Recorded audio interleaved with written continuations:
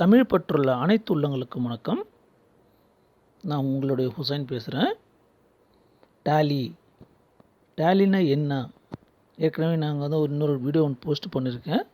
Ledger எப்படி வரும், என்ன வரும்னு சொல்லி. அது பேசிக்காக நீங்கள் பார்த்துருப்பீங்க. இதில் அக்கௌண்ட்ஸில் சில பேசிக் கான்செப்ட் இருக்குது. Credit, debit, debtors, creditors, bad debts, bank transaction அப்படி நிறையா ஒரு நேம்கள் வரும். இது ஒன்றும் பெரிய கஷ்டமான விஷயம் கிடையாது. டேலி கற்றுக்கிறது இதெல்லாம் கண்டிப்பாக நீங்கள் தெரிஞ்சே ஆகணும். இந்த வார்த்தைகள்லாம் அக்கௌண்ட்ஸில் தெரியாமல் இருந்துச்சுன்னா நீங்கள் டேலி கற்றுக்க முடியாது. சில வார்த்தைகள் இருக்குது, அது வாங்க என்னன்னு சொல்லி நம்ம பார்ப்போம்.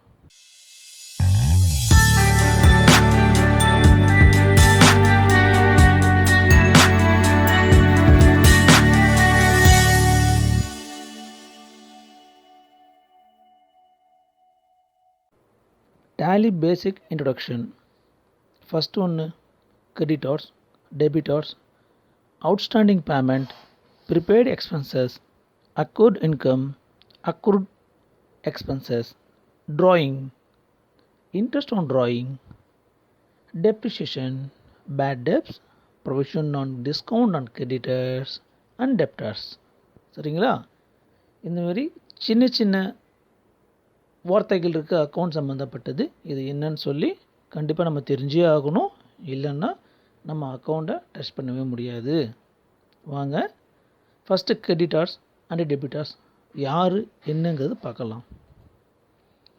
கிரெடிட்டார்ஸ் அப்படின்னா நம்முடைய அனைத்து சப்ளையர்களும் கிரெடிட்டார்ஸ் என்று அழைக்கப்படுவர்.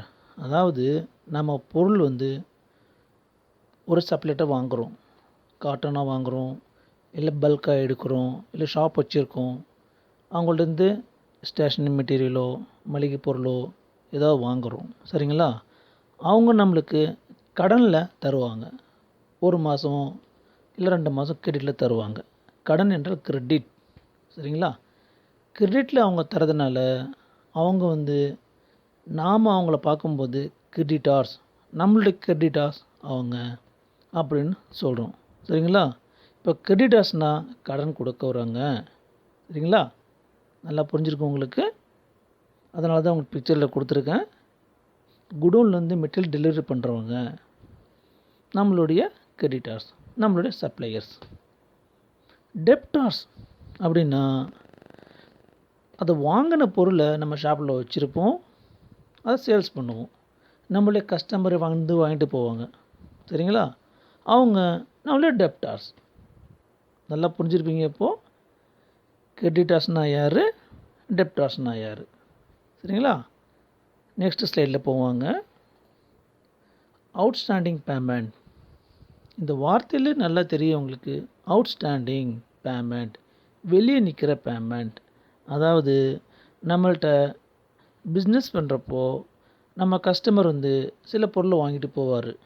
வாங்கிட்டு போய் பணம் மெதுவாக தரேன் அப்படின்னு சொல்லிட்டு இழுத்தடிச்சிருப்பாங்க.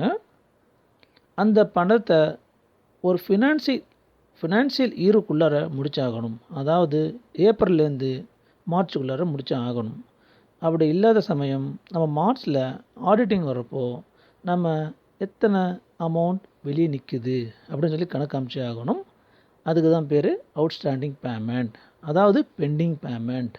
இன்னும் வராத பேமெண்ட் செப்பரேட் நம்ம கஸ்டமர்ட்டேருந்து அப்படின்னு சொல்லுவாங்க. சரிங்களா? ப்ரீபெய்டு எக்ஸ்பென்சஸ், அதாவது நம்ம ஒரு செயல் செய்கிறோம், அதுக்கு முன்பணமாக கொடுத்துட்டு அதுக்கப்புறம் அந்த செயல் செய்கிறோம். சரிங்களா? இதுக்கு ரொம்ப ஈஸியான எக்ஸாம்பிள், நம்ம மொபைலுக்கு ரீசார்ஜ் பண்ணணும் தெரியுங்களா, ப்ரீபெய்டு. அதே மாதிரி தான் அதுக்கு பேர் ப்ரீபெய்டு எக்ஸ்பென்சஸ்.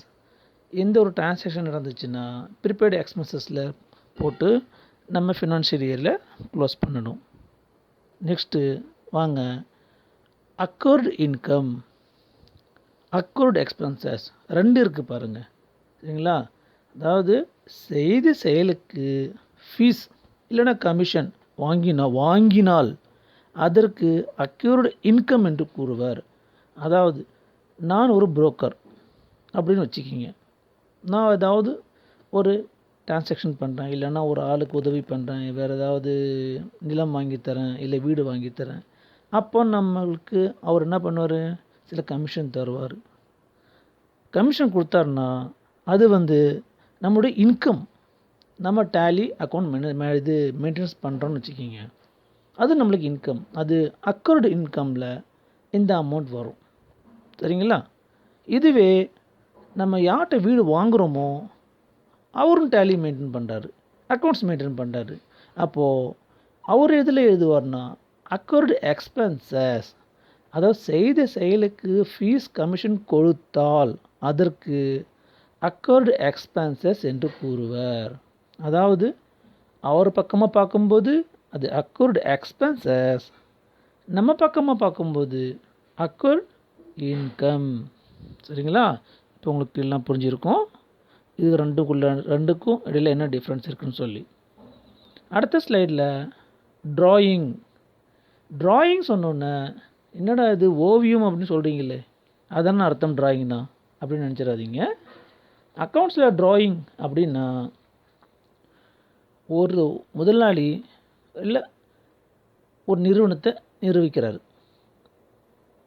நிறுவும்போது சில கேபிட்டல் அமௌண்ட் போட்டிருப்பார், முதலீடு பண்ணியிருப்பார். அப்போது அந்த முதலீடு பண்ண பணத்துலேருந்து சில பணத்தை 10 லட்சம் பண்ணியிருக்காருன்னு வச்சுக்கிங்க. அர்ஜெண்ட்டாக அவருக்கு 1 லட்ச ரூபா தேவைப்படுது. அவர் மட்டும் தனியாக இருந்தால் அந்த பிஸ்னஸை அவர் ஹேண்டில் பண்ணிக்கலாம். இதுவே 2-3 பார்ட்னராக சேர்ந்து 10 லட்சம் போட்டிருந்தாங்கன்னா இஷ்டத்துக்கு பணம் எடுக்க முடியாது. அப்படி எடுத்தார்னா அதுக்கு இன்ட்ரெஸ்ட் பே பண்ணி ஆகணும். அது அடுத்தது பார்ப்போம். அதாவது பணம் எடுத்தால், இன்வெஸ்ட் பண்ண அமௌண்ட்டில் இருந்து பணம் எடுத்தால் அதற்கு பேர் ட்ராயிங். அதாவது 3 பேரும் மியூச்சுவல் அண்டர்ஸ்டாண்டிங்கில் பணம் எடுத்துகிட்டு உடனே போட்டுடுறேன் அப்படின்னு மியூச்சுவல் அண்டர்ஸ்டாண்டிங்கில் பணம் எடுத்தால் அந்த ஃபினான்சியல் இயரில் க்ளோஸ் பண்ணும்போது ட்ராயிங் அப்படிங்கிற டிரான்சாக்ஷனில் போட்டு அதை க்ளோஸ் பண்ணணும். சரிங்களா? இன்ட்ரெஸ்ட் ஆன் ட்ராயிங் அப்படின்னா 3 பேரும் மியூச்சுவல் அண்டர்ஸ்டாண்டிங் இருக்காங்க. பட் அவங்களுக்குள்ளார என்ன அக்ரிமெண்ட்னா, யார் பணம் எடுத்தாலும் 10% இல்லை 5% வட்டியோட திருப்பி கொடுக்கணும் அப்படின்னு சொல்லி அக்ரிமெண்ட் இருந்துச்சுன்னா அவங்க திரும்பி பணம் கொடுக்கும்போது கண்டிப்பாக வட்டி சேர்த்து கொடுப்பாங்கல்ல, அதுக்கு பேர் இன்ட்ரெஸ்ட் ஆன் ட்ராயிங். தன்னுடைய சொந்த செலவுக்காக இன்வெஸ்ட்மெண்ட்டில் இருந்து பணம் எடுத்து திருப்பி செலுத்தும் போது வட்டியோடு செலுத்தினால் அதற்கு இன்ட்ரெஸ்ட் ஆன் ட்ராயிங் என கூறுவர். புரியுதுங்களா? ட்ராயிங்னா என்ன, இன்ட்ரெஸ்ட் ஆன் ட்ராயிங்னா என்ன, இப்போ கிளியராக தெரியுது உங்களுக்கு? வாங்க அடுத்த ஸ்லைடில் போவோம். டெப்ரிஷியேஷன். அதாவது டெப்ரிஷியேஷன்னா தேய்மானம். அக்கௌண்ட்ஸை பொறுத்தவரையும் தேய்மானம் என்று பொருள் அதுக்கு. அதாவது ஒரு பொருள் நம்ம வாங்குகிறோம், வாங்கிட்டு அது பல முறை நம்ம யூஸ் பண்ணிகிட்டே இருக்கோம் பல வருடங்களாக. அதே விலைக்கு நம்ம விற்க முடியுமா? இல்லை புதுசாக வாங்கின பொருள் அதே வேல்யூ நம்ம விற்க முடியுமா? வைக்க முடியாது. அதற்கு வருடம் தேய்மானம் என்ன ஆச்சு, எவ்வளோ ஆச்சு அப்படின்னு சொல்லி கணக்கு பார்ப்பாங்க. அதுக்கு பேர் டிப்ரிஷியேஷன். ஒரு கார் ஒன்று வாங்குறீங்க, அதோட வேல்யூ பார்த்திங்கன்னா 100% இருக்கும் ஃபஸ்ட் இயரில். ஒவ்வொரு இயர் தாண்டி வரும்போது 20ஆவது வருஷத்தில் அது ரொம்ப கம்மி விலைக்கு விற்பீங்க, ஃபுல்லாக தேஞ்சிரும். அதுக்கு பேர் டிப்ரிஷியேஷன்ஸ். படத்தில் கொடுத்துருக்கேன், க்ளீனாக பாருங்கள் நீங்கள். இன்னொன்று பேட் டெப்ஸ் தான் இருக்கிறதுலே மோசமான ஒன்று டிரான்சாக்ஷன். என்னென்னு பார்த்தீங்கன்னா, நம்மள்கிட்ட கடன் வாங்கியிருப்பார் ஒருத்தர், தரேன்னு சொல்லி தரவே மாட்டார், கடைசி வரை தர மாட்டார், இயர் க்ளோஸ் ஆகிறவரை தர மாட்டார். தமிழில் சொல்லுவாங்கள்ல காமெடி, வரும் ஆனால் வராதுங்கிறாங்கல்ல, அதே மாதிரி தான். அது என்ன பண்ணணும், இயர் எண்டில் பேட் டெப்ஸில் போட்டு க்ளோஸ் பண்ணணும். சரிங்களா? திரும்பி கொடுத்துட்டாருன்னா ஒரு இயர் முடிஞ்ச பிறகு திரும்பி ரிசிப்டில் போட்டு ரிசீவ் பண்ணிக்கலாம். சரிங்களா? அது எப்படிங்கிறது பின்னாடி பார்ப்போம். Next provision on discount on creditors or debtors. அதாவது நல்லா தெரிஞ்சுக்கிங்க, ஃபஸ்ட்டு ஸ்லைடில் பார்த்தோம் நம்ம கிரெடிட்டர்ஸ்னால் யார்? சப்ளை பண்ணுறவர். டெப்டார்ஸ்னால் நம்மகிட்ட பொருள் வாங்கிட்டு போகிறவர். அதாவது ஒரு பொருள் கடனில் வாங்கும் குறிப்பிட்ட தவணை அல்லது தேதிக்கு முன்பு செலுத்தும் போது தள்ளுபடி செய்யும் பணமே provision for discount and creditors என கூறுவர். புரியுது ஏதாவது? இல்லை. சரிங்களா? அதாவது நம்ம பொருள் ஒரு ஆள்கிட்ட வாங்கியிருக்கோம். சில லோடு இறங்கியிருக்கு, 5 லட்ச ரூபாய்க்கு இறங்கியிருக்கு. அது நம்ம டியூவில் இல்லைன்னா பிடிசியாக செக்கு தரோம், 2 மாதமோ 3 மாதமோ. இடையில பிடிசி செக்கு கேன்சல் பண்ணிவிட்டு நம்ம கரண்ட் செக்கு கொடுத்துட்றோம். சரிங்களா? இல்லை பிடிசி ரெடியூஸ் பண்ணிடுறோம். அப்போ அவர் என்ன பண்ணுவார்? 3 மாதத்துக்கு அப்புறம் வர வேண்டிய பணம் ஒரே மாதத்துக்கு 3 மாதத்துக்கு வர வேண்டிய பணம் 1 மாதத்தில் வந்துருச்சு அப்படின்னு அவர் சந்தோஷப்பட்டு சில டிஸ்கவுண்ட் கொடுப்பாரு தெரியுங்களா? அந்த டிஸ்கவுண்ட்டுக்கு பேர் தான் provision for discount on creditors. இதுங்களா? இப்போது 50,000 நம்ம பொருள் வாங்கியிருக்கோன்னா 10% 5,000, 45,000 டோட்டல் நம்ம பே பண்ணுற மாதிரி ஆகும். அதுலேயும் அவர் 2,000 குறைச்சிக்கிட்டு எனக்கு 43,000 போதுங்க அப்படின்னு சொன்னார்னா அதுக்கு பேர் provision for discount on creditors. நம்ம சார்பாக பேசும்போது கிரெடிட்டர்ஸ்னு சொல்லிவிட்டு கணக்கு முடிக்கணும். அதாவது அதுவே அவங்க அக்கௌண்ட்ஸ் மெயின்டைன் பண்ணாங்கன்னா நம்மளே டெப்டார்ஸ்னு சொல்லிக்கிட்டு கணக்கு முடிப்பாங்க. புரியுதுங்களா? இதில் 11-12 டிரான்சாக்ஷன் கொடுத்துருக்கேன். இது உங்களுக்கு தெரிஞ்சிருக்கும் கிளியராக. கிரெடிட்டர்ஸ்னால் என்ன, டெப்டார்ஸ்னால் என்ன, அவுட்ஸ்டாண்டிங் பேமெண்ட்னால் என்ன, ப்ரிபெய்டு எக்ஸ்பென்ஸ்னால் என்ன, account income, account expenses, drawing, interest on drawing, depreciation, bad debts, provision for discount on creditors or debtors. சரிங்களா? இந்த 11-12 டிரான்சாக்ஷன் தெரியாமல் நீங்கள் டேலி தொட முடியாது, அக்கௌண்ட்ஸ் கற்றுக்க முடியாது. சரிங்களா? வாங்க இன்னும் நிறைய போஸ்ட் பண்ணுவோம் வீடியோ.